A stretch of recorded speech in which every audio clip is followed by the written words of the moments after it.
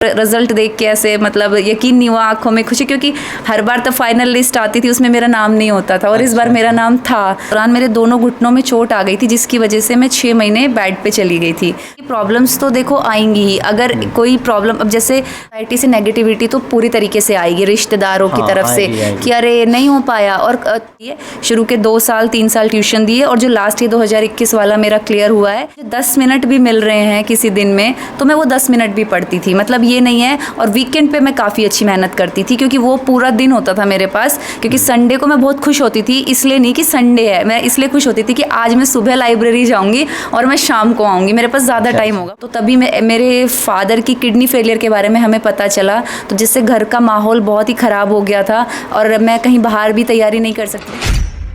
नमस्कार दोस्तों, आप लोगों को स्वागत है हमारे यूट्यूब चैनल पर। अभी हम फ़िलहाल गुड़गांव में हैं और अभी हमारे साथ मौजूद है रिंकी मैम, जिनका इस बार 2021 सीजीएल के थ्रू ऑडिटर के पोस्ट पर चयन हुआ है।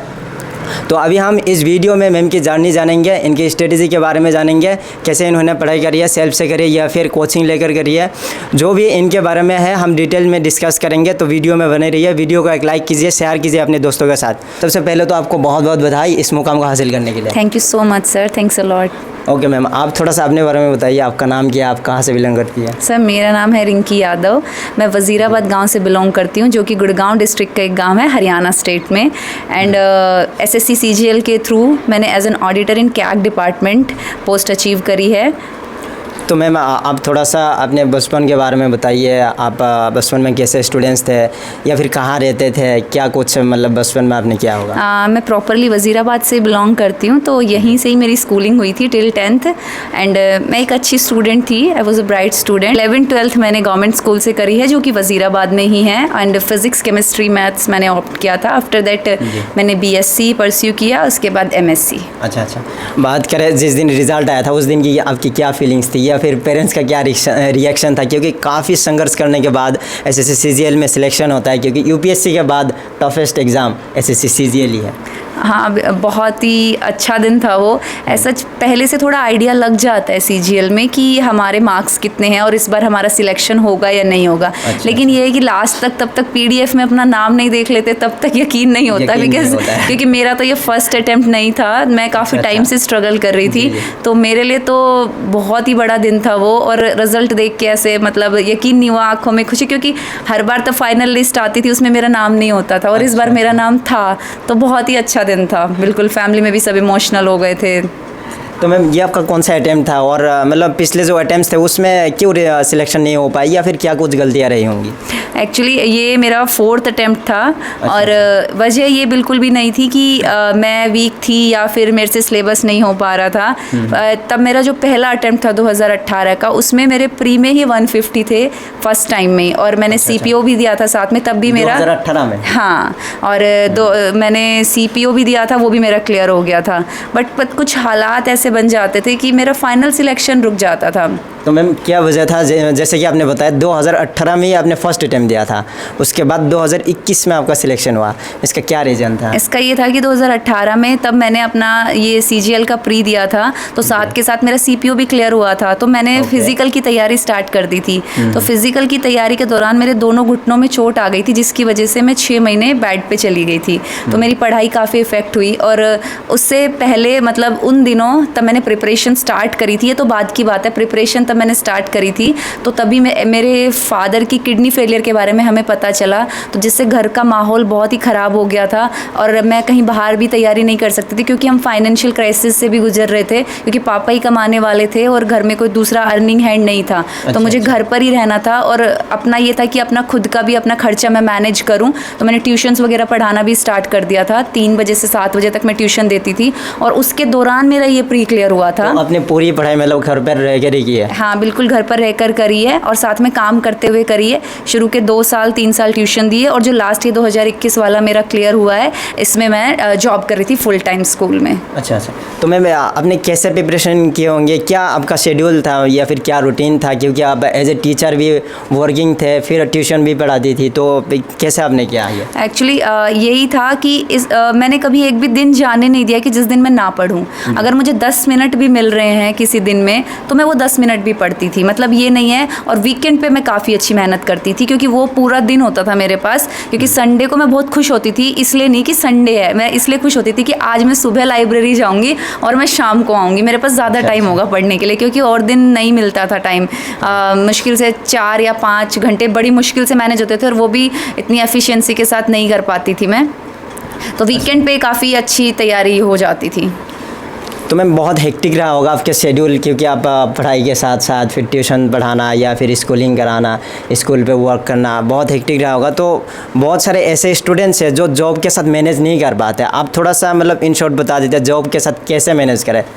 देखिए, सबसे पहले तो आपको मेंटली स्ट्रॉन्ग होना पड़ेगा और ख़ुद को ये बोल दीजिए कि अब जैसे बहुत ज़्यादा हेक्टिक हो जाता है कि आप जॉब कर रहे हो, फिर दिमाग भी थक जाता है, फिर तैयारी में भी मन नहीं लग पाता। लेकिन अपने आप को ये बोल दीजिए कि सिर्फ ज़्यादा से ज़्यादा 2 साल का स्ट्रगल है, तो माइंड को स्ट्रॉन्ग करिए। और एक बार ना अगर हम अपने माइंड को स्ट्रॉन्ग कर लेते हैं तो फिर चीज़ें आसान हो जाती है। और अपना ना एक तो शेड्यूल से चलना बहुत ज़रूरी है। आप ऐसे रैंडम कुछ भी मत कीजिए कि आज आपने मैथ्स उठा लिया और 2-3 दिन तक आप मैथ्स करते रहे, फिर मन किया तो आपने इंग्लिश उठा लिया। नहीं, एक शेड्यूल बनाइए और अपने पूरे दिन को उसके अकॉर्डिंग ही रखिए। आप कुछ आवर फिक्स कीजिए कि इन आवर्स में मुझे पढ़ना ही है, कोई दूसरी एक्टिविटी मुझे नहीं करनी है। थोड़े से एक्स्ट्रा एक्टिविटीज़ को कट कर दीजिए, जैसे कि फैमिली फंक्शंस हो गए, क्योंकि ये कुछ थोड़ा ही तो ड्यूरेशन है 1-2 साल का, तो उसमें आप अपना पूरा फोकस ये रखिए कि मैं अपनी तैयारी कैसे करूं, दैट्स इट। और जॉब करते टाइम तो भी क्या विद फुल टाइम जब 1-1.5 साल में हो सकता है एसएससी सीजीएल के क्रैक, वो भी सेल्फ स्टडी से? बिल्कुल हो सकता है। अगर कोई बच्चा थोड़ा सा वीक है तो उसे 2 साल लग जाएंगे, अदरवाइज 1 से 1.5 साल में अगर आप जॉब भी कर रहे हैं तो भी आप निकाल सकते हैं, लेकिन अगर आप फुल्ली फोकस्ड होकर पढ़ रहे हैं तो। ओके मैम, अभी बात करें बुक लिस्ट की, काफ़ी सारे स्टूडेंट्स जो नए हैं या फिर जो प्रिपरेशन शुरुआत की है, तो वो कई बार कमेंट्स करते हैं कि बुक लिस्ट, टॉपर्स की बुक लिस्ट क्या होती है या फिर क्या क्या पढ़ते हैं टॉपर्स? एसएससी में एज सच बुक्स का कोई ज़्यादा रोल नहीं है, क्योंकि ज़्यादा प्रीवियस ईयर क्वेश्चन पे ही फोकस रहता है। जो बच्चा जितना ज़्यादा प्रीवियस ईयर क्वेश्चंस को प्रैक्टिस करता है वो उतना ही अच्छा कर जाता है। तो मार्केट में जैसे हमारे टाइम पे किरण पब्लिकेशन की बुक थी जिसमें सारा कंपाइलेशन था प्रीवियस ईयर क्वेश्चंस का, एक बुक में 7 से 8 हज़ार क्वेश्चन होते थे। तो मैंने तो बैक टू बैक वही लगाया, इंग्लिश में भी वही लगाई मैंने, कम से कम वो बुक 6 से 7 बार कर ली थी, और मैथ्स में भी वही लगाई बार बार। और रीजनिंग के भी मैंने बुक नहीं खरीदी, लेकिन नेट से डाउनलोड कर लिए थे प्रीवियस ईयर क्वेश्चंस। और मैंने जीके के लिए, एज मेरी जीके कुछ ज़्यादा अच्छी नहीं थी तो उसके लिए मैंने मनोहर पांडे को फॉलो किया था, और उस बुक को भी मैं 3 से 4 बार मैंने पढ़ लिया था। तो बस यही है कि ज़्यादा फोकस आप प्रीवियस ईयर क्वेश्चंस पे रखिए। तो मैम ज़्यादातर आप ऑनलाइन स्टडी मटेरियल्स पे डिपेंड रहते थे या फिर मतलब ऑफलाइन टेक्स्ट बुक पे? मतलब बुक्स मैंने मतलब ज़्यादा कुछ जैसे डाउट आते थे तो यूट्यूब से देख लेते थे कि कोई क्वेश्चन नहीं आ रहा या कुछ है, और बाकी तो अपना ये बुक से ही प्रैक्टिस करते थे। मतलब दोनों तरह से पढ़ाई करी है, बुक्स की भी हेल्प से और ऑनलाइन भी, दोनों। तो मैम आजकल ऑनलाइन मटेरियल्स बहुत सैचुरेटेड है, क्योंकि बहुत सारे स्टडीज से रिलेटेड या फिर सिलेबस से रिलेटेड कई सारे टीचरों ने डाल रखे हैं, तो उसमें से कैसे सिलेक्ट करें अपने लिए बेस्ट मटेरियल्स? हाँ, ये सबसे दिक्कत है, क्योंकि आजकल क्या है, बहुत ज़्यादा स्ट्रेटेजी हमें मिलती है, टीचर भी बहुत हो गए हैं, बिल्कुल बहुत हो गए हैं। लेकिन जैसे कि ना जो एसएससी का सिलेबस है वो सिर्फ 10th क्लास तक का है। अच्छा। और अगर जैसे पॉपुलर टीचर है हमारे, जैसे 2-3-4 लगा लीजिए, 5 लगा लीजिए आप मैक्सिमम, तो 5 ही आपको सिलेक्शन दिला सकते हैं, ऐसा कुछ नहीं है। आपको क्या करना है, आपको एक को पकड़ के रखना है। आप एक बार किसी के पास जा रहे हैं, फिर किसी के पास जा रहे हैं, फिर किसी के पास जा रहे हैं, इससे बात नहीं बने, क्योंकि ये बहुत कॉम्प्लिकेटेड सिलेबस नहीं है। 10th तक का ही मैथ्स आता है, 10th तक की जीके आती है, और इंग्लिश भी इतनी कोई खास मतलब ये नहीं कि आप नहीं कर पाओगे।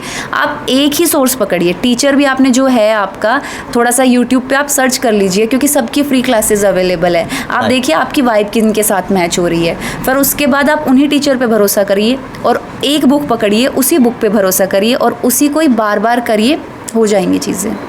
ओके मैम, अभी बात करें आपकी जो जर्नी है काफ़ी लंबी रही है, तो इन जर्नी में आपका मोटिवेशन क्या रहा है? या फिर बहुत सारे ऐसे स्टूडेंट्स हैं जो कि 1-1.5 साल प्रिपरेशन करने के बाद काफ़ी मतलब होपलेस हो जाते हैं या फिर हार मान जाते हैं, काफ़ी कुछ और सोच लेते हैं, गलत डायरेक्शन में चले जाते हैं। आप क्या कहना चाहेंगे इसके बारे में? सबसे पहली बात तो ये कि आपको खुद पे भरोसा रखना रहेगा, क्योंकि देखिए आप फर्स्ट अटैम्प्ट देते हैं तो और आपका नहीं हो पाता है तो सोसाइटी से नेगेटिविटी तो पूरी तरीके से आएगी, रिश्तेदारों की तरफ से कि अरे नहीं हो पाया, और लेकिन खुद पे डाउट मत करिए। इसलिए क्योंकि आप खुद देखिए हर साल 25 से 30 लाख बच्चे बैठते हैं और जो हमारी सीट्स आउट होती हैं वो 7 से 8 हज़ार आती हैं। हाँ, 2022 में काफ़ी अच्छी सीट्स है, लेकिन वो तो एक एक्सेप्शन लगा के चलिए आप, ठीक है। अब उनमें से भी आप ये बताइए 25 लाख में से शायद 10,000 बच्चा तो ऐसा होगा जो दिन रात मेहनत कर रहा होगा और उसमें से भी सीट्स तो 7,000 ही हैं। तो ऐसा नहीं है कि आप में काबिलियत की कमी है, अपने ऊपर भरोसा रखिए। आप थोड़ा सा कंपटीशन ज़्यादा है इसलिए टाइम लग रहा है, इसका मतलब ये नहीं है कि आप नहीं कर सकते या फिर आप खुद पे डाउट करने लग जाए। तो अगर आपको करना है तो आपको खुद पे भरोसा करना पड़ेगा। राइट। चलिए, वीडियो का अंत में उन एस्पिरेंट्स को क्या बोलना चाहेंगे या फिर क्या सजेशन आप देना चाहेंगे जो अभी नए हैं या फिर एसएससी सीजीएल की प्रिपरेशन स्टार्ट करना चाह रहा है? देखिए, मैं यही बोलना चाहूँगी कि प्रॉब्लम्स तो देखो आएंगी ही। अगर कोई प्रॉब्लम, अब जैसे अगर मेरी लाइफ की बात कर ले तो फाइनेंशियल इश्यूज़ भी, हेल्थ इश्यूज़ भी, फैमिली प्रॉब्लम भी तो किसी बच्चे की नहीं होती है, बट किसी बच्चे की लाइफ में होती है। और ज़्यादातर मैंने देखा है जो एसएससी क्राउड हमारा है वो फाइनेंशियल प्रॉब्लम से बहुत ज़्यादा स्ट्रगल करते हैं। तो ये चीज़ें तो आपकी लाइफ में आएगी ही। अब आपने कोई चीज़ ऑप्ट करी कि मुझे इंस्पेक्टर बनना है या मुझे एसएससी क्रैक करना है, तो आप प्रॉब्लम्स की तरफ मत देखिए, आप सॉल्यूशन की तरफ देखिए। और सॉल्यूशन सिर्फ एक है, मेहनत। आप मेहनत करेंगे तो डेफिनेटली रिजल्ट मिलेगा। एक लास्ट क्वेश्चन मैम, कई सारे एक्सपीरियंस सोशल मीडिया पे भी होते हैं या फिर इंस्टा आईडी या फिर फेसबुक आईडी, यूट्यूब चैनल भी होते हैं, क्या ऐसा कुछ आपका भी है? बिल्कुल, मेरा यूट्यूब चैनल है, ड्रीम एसएससी करके मेरा चैनल है, जहाँ पर मैंने बहुत सारी स्ट्रेटजी शेयर करी हैं। तो आपने ये चैनल मतलब सिलेक्शन के बाद ही शायद? एक्चुअली ये चैनल पे मैं एक्टिव हो गई थी तब मेरा टियर 3 के मार्क्स आउट हो गए थे तभी के आसपास, क्योंकि मैंने बताया कि सीजीएल में हमें आइडिया हो जाता है हमारे मार्क्स देख के कि इस बार हमारा होगा या नहीं होगा, ठीक है। तो मुझे लग ही गया था कि मेरा हो जाएगा और मैं हमेशा से थोड़ा सा सोशल मीडिया पे ये चाहती थी कि मेरा एक चैनल हो ताकि मैं बच्चों को हेल्प कर सकूं अपनी स्ट्रेटेजी, अपने एक्सपीरियंस से, कि जितना मैं उनको सही चीज़ें बता सकूं। तो इसीलिए तो मैम क्या कंटेंट डाल दे, किससे रिलेटेड, स्ट्रेटेजी से रिलेटेड, सिलेबस से रिलेटेड या फिर कोई आधार? बिल्कुल स्ट्रेटेजी से रिलेटेड ही होता है सर, और उसमें सारी चीज़ें कि भाई मैथ्स के लिए बिगनर्स के लिए कैसे करना चाहिए, या फिर आपका जैसे क्योंकि मुझे 1-2 नंबर से जैसे मेरा सिलेक्शन रुका है तो अगर ऐसा आपके साथ हो रहा है तो क्या करना चाहिए। और साथ में कुछ मोटिवेशनल भी होता है, क्योंकि ज़्यादातर मैंने देखा है कि आपने जैसे बताया बच्चे हार मान जाते हैं, तो थोड़ा सा मोटिवेशनल कंटेंट भी है वहाँ पर। चलिए मैम, आपको बहुत बहुत धन्यवाद आपके कीमती टाइम हमें देने के लिए, आपको बहुत बहुत बधाई है। Thank you so much sir, आपने भी मुझे प्लेटफॉर्म दिया कि मैं अपनी जर्नी शेयर कर सकूँ, अपनी स्ट्रेटेजी शेयर कर सकूँ ताकि बच्चों को हेल्प मिल सके। राइट। चलिए, तो दोस्तों मैडम की जो चैनल है उसकी लिंक डिस्क्रिप्शन में दिया हुआ है, डिस्क्रिप्शन में जाइए और मैडम की जो भी चैनल है उसमें चेक कीजिए और वीडियोस देखिए। इस वीडियो में इतने ही, हम मिलेंगे एक और टॉपर स्टॉक में, तब तक के लिए बाय बाय। जय हिंद, जय भारत।